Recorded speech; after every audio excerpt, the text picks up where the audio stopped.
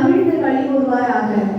இந்த திருப்பாடலாசிரியரின் வரிகளுக்கேற்ப வார்த்தை மனுவாக மண்ணில் உதித்த இறைவனை தேடி கண்டுபிடித்த இளையர்கள் மற்றும் 3 அரசர்கள் அடைந்த மகிழ்வும், இறைவனின் வருகைக்காக காத்துக் கொண்டிருந்த சிமியோன் மணமகனை கண்கொண்டு இளையர்கள்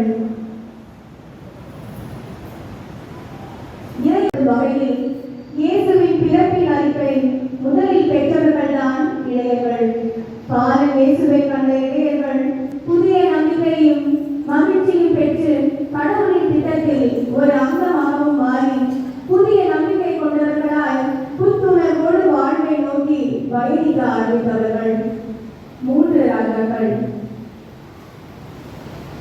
உலக மக்களின் மீட்பிற்காக இம்மண்ணில் தோன்றிய இறைவனை கண்டு அரசருக்கு காணிக்கையாக அளிக்கக்கூடிய தங்கத்தையும், இறைவனுக்கு வழிபாட்டில் பயன்படுத்தக்கூடிய தூபத்தையும், இறந்தவர்களின் உடலை பாதுகாக்க பயன்படுத்தப்படும் வெள்ளை கோலத்தையும் அன்பளிப்பாக அளித்த 3 ஞானிகள் கஸ்பார், மெல்கியோர், பல்தசார் இவர்கள்.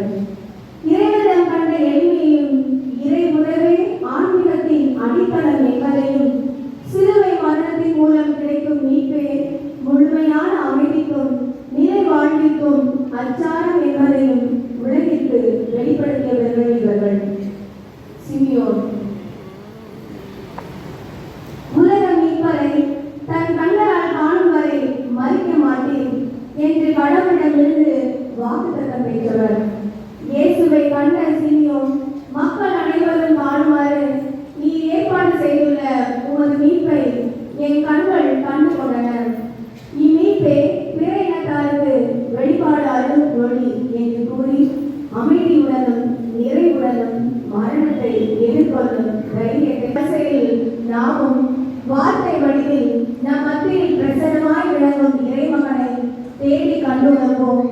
எளிமையோடும் தாட்சியோடும் இறை விருப்பத்தின்படி மீட்பின் பாதையில் இறைவனோடு ஒன்றித்து பயணிப்போம். இறை வார்த்தையை வாழ்வாக்குவோம்.